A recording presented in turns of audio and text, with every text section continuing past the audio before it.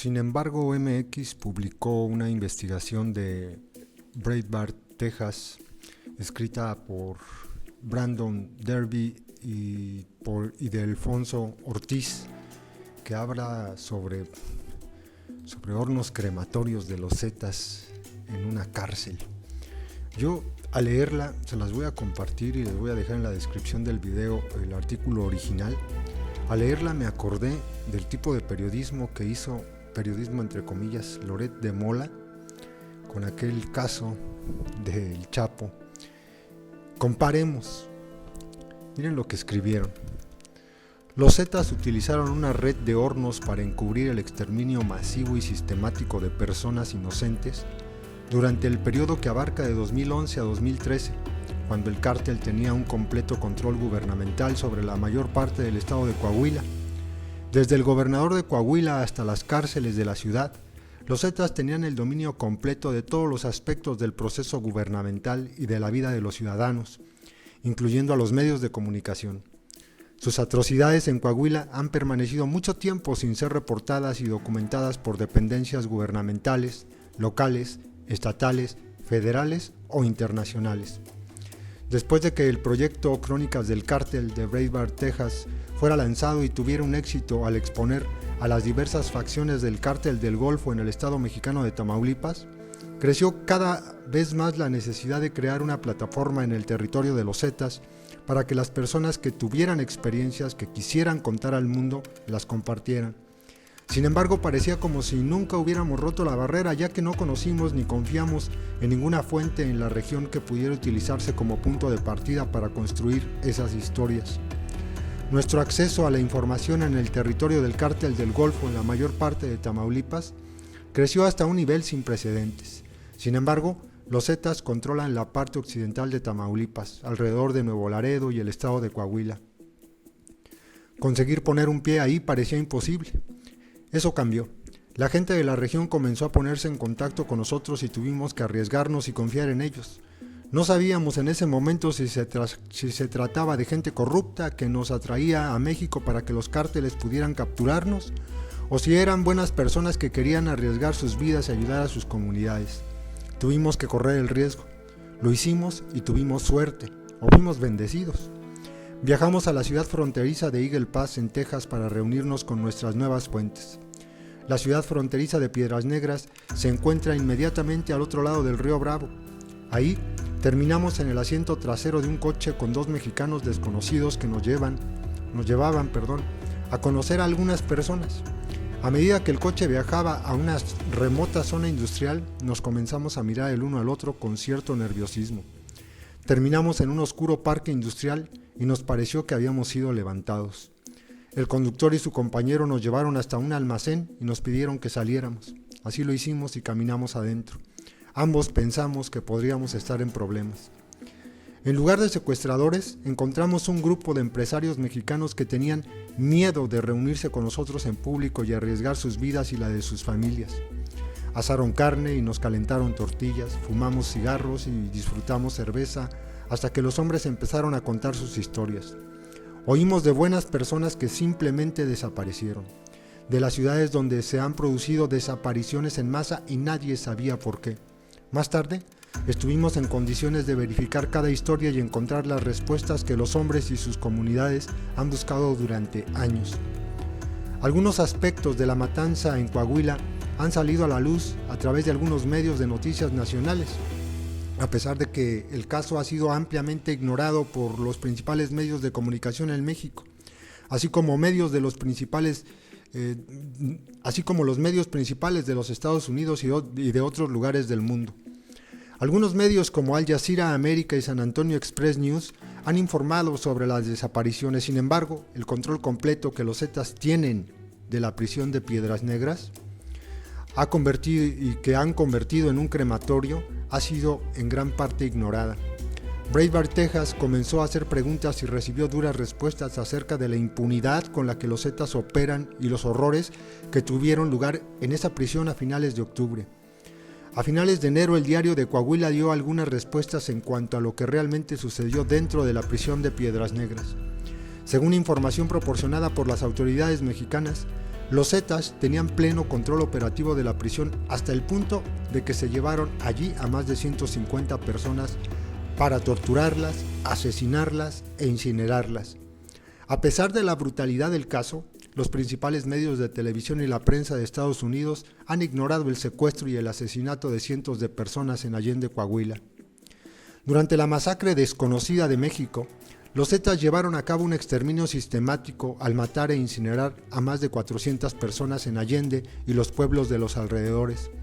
Aunque los detalles sobre lo que realmente ocurrió apenas han comenzado a ver la luz, la matanza tiene sus raíces en marzo de 2011.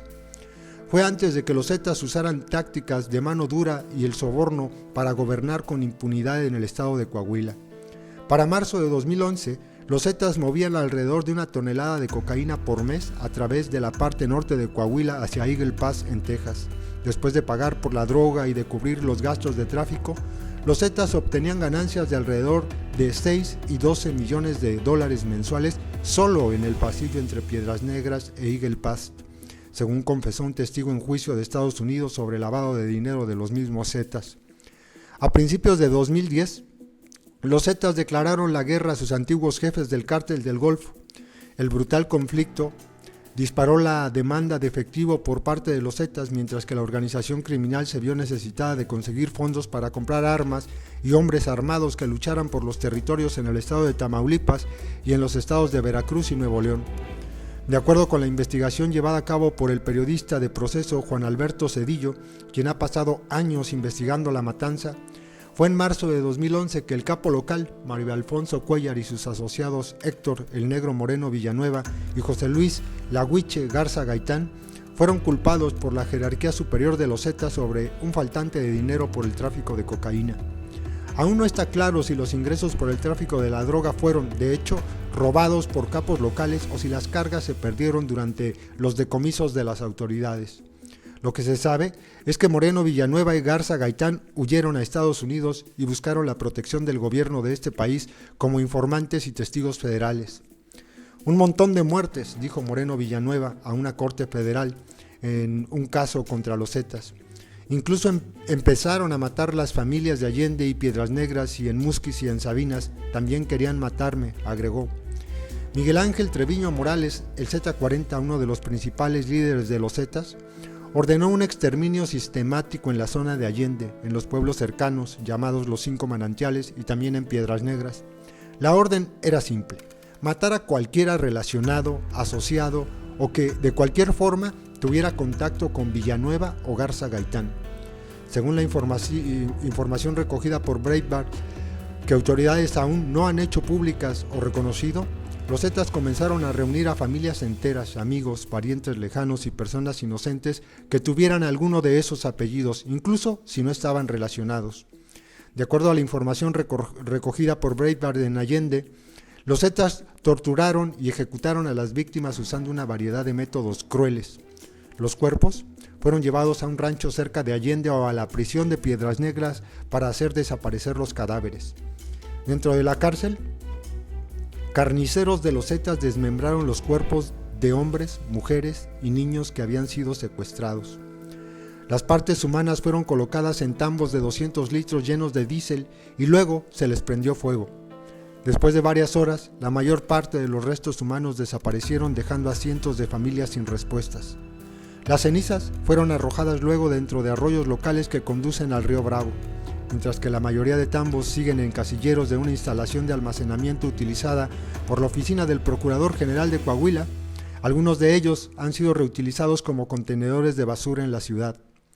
Recientemente, las autoridades llevaron a cabo una búsqueda masiva a lo largo de algunos de los arroyos para tratar de encontrar restos de un número indeterminado de personas desaparecidas. No encontraron a ninguna. Solo un tambo que los Zetas habían estado utilizando para incinerar partes de cuerpos de sus víctimas dentro de la prisión de Piedras Negras. El tambo estaba siendo trasladado fuera del almacén de evidencias por parte de las autoridades como parte de su investigación en curso. Los agentes lo dejaron fuera del edificio, en la parte posterior de una camioneta de la policía, permitiendo que los periodistas de Breitbart, Texas, lo fotografiaran y proporcionaran una imagen del crematorio improvisado donde varias víctimas fueron desaparecidas. Los primeros reportes públicos de la matanza se produjeron en septiembre de 2012, cuando más de 130 miembros del cártel de los Zetas salieron de la prisión estatal de Piedras Negras, una fuga masiva dirigida a reforzar las filas para así continuar su lucha contra el cártel del Golfo. La investigación federal sobre esta fuga resultó en el descubrimiento de docenas de barriles de 200 litros quemados que habían sido utilizados para desaparecer a sus víctimas. También, en un rancho cerca de la ciudad de Allende, los Zetas usaron hornos para incinerar los restos humanos, no tambos. El rancho fue allanado por las autoridades en Coahuila de 2013, cuando el gobierno comenzó a examinar el caso. Las autoridades encontraron no solo los hornos, sino también cenizas y fragmentos de huesos de las víctimas. Hemos sido capaces de obtener fotos oficiales nunca antes vistas desde los archivos del caso, el horno que se mantiene en el rancho, cerca de Allende. Hago un paréntesis, compas, insisto, en la descripción del video les voy a dejar este enlace al artículo para que puedan observar las imágenes a las que se hace referencia. Como lo ha informado Breitbart, Texas, los Zetas fueron capaces de actuar con total impunidad en Coahuila gracias a la ayuda del exgobernador Humberto Moreira, quien fue recientemente investigado en España por lavado de dinero. Esta semana la causa contra el exmandatario fue archivada al considerar que no está debidamente justificada la perpetración de delitos que motivaron su detención. En el marco de este caso, él fue llamado como un subordinado del cártel de los Zetas por los fiscales. Moreira pasó una semana en la cárcel antes de ser liberado bajo fianza con reacción con el caso y después viajó a México. La noticia de la detención provocó una ola de especulación acerca de que los funcionarios públicos serían los siguientes en ser nombrados. El exgobernador Moreira ha sido implicado en el saqueo de fondos públicos de Coahuila y la canalización de ellos a los Estados Unidos. Aunque el exgobernador no ha sido acusado penalmente, ha sido señalado en una serie de acciones civiles en la oficina del fiscal de Estados Unidos, la cual está trabajando para apoderarse de ciertos activos. Los Zetas tuvieron una pelea con Humberto Moreira y terminaron asesinando a su hijo en venganza por la muerte de un pariente cercano de Treviño Morales. Esto sucedió cuando el actual gobernador de Coahuila, Rubén Moreira Valdés, también hermano de Humberto Moreira, se decidió a encarar a los Zetas. La nueva postura de Rubén Moreira contra los Zetas consistió en la creación de una unidad especial de la policía conocida como los Gates. Ese grupo fue creado para erradicar a los Zetas. Rubén Moreira ordenó la creación de una fuerza especial para la oficina del Procurador General de Coahuila con el fin de investigar y resolver los cientos de casos sobre personas desaparecidas, que es la clasificación jurídica en la que se encuentran las víctimas en Allende. Con el subprocurador general Juan José Yáñez Arriola, la Procuraduría General de Justicia del Estado comenzó a documentar los casos, ya que muchas de las familias nunca informaron que su ser querido había desaparecido. Yáñez también ha sido el encargado de investigar y sacar a la luz los horrores desconocidos que los Zetas trajeron a Coahuila.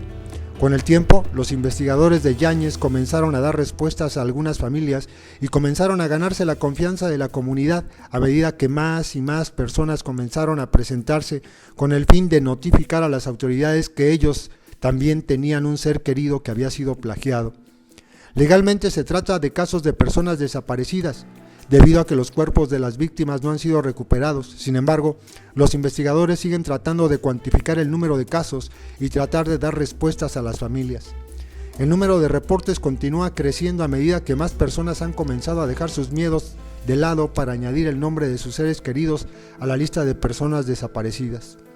Mientras que los Gates han sido capaces, dice el artículo, yo esto no lo comparto, de suprimir la mayor parte de la violencia causada por los Zetas.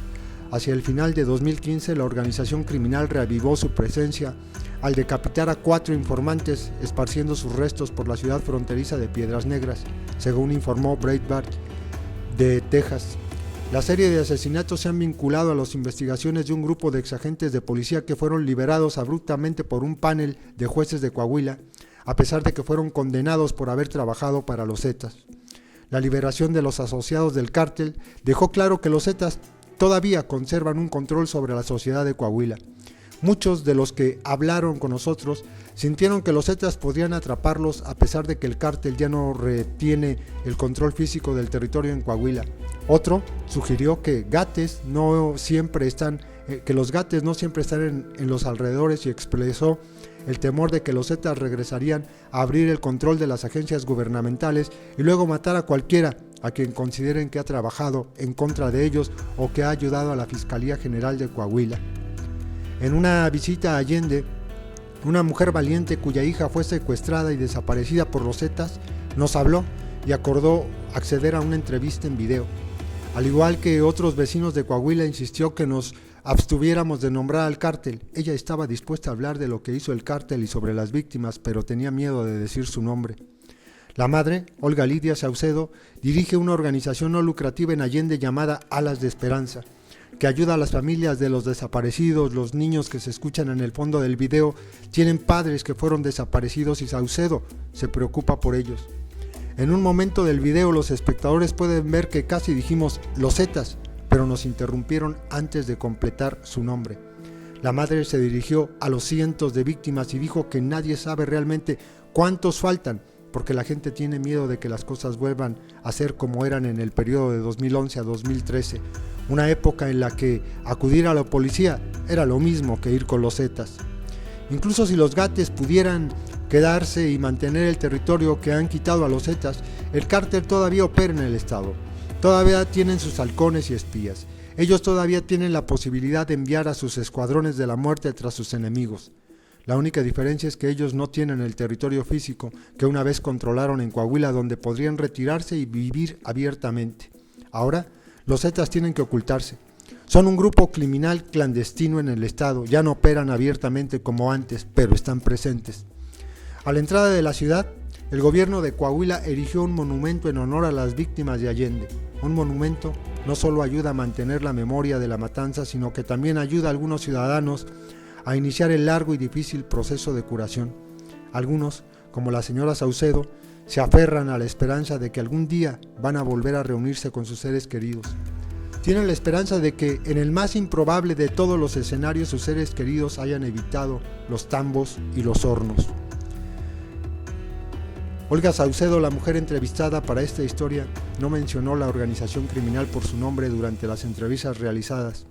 Los nombres de la organización criminal se obtuvieron a través de una investigación independiente. En la descripción, insisto, les dejo el enlace a la publicación original para que vean ustedes también la entrevista a esta mujer en video. Los campos de exterminio, los hornos crematorios de estos monstruos, los Zetas.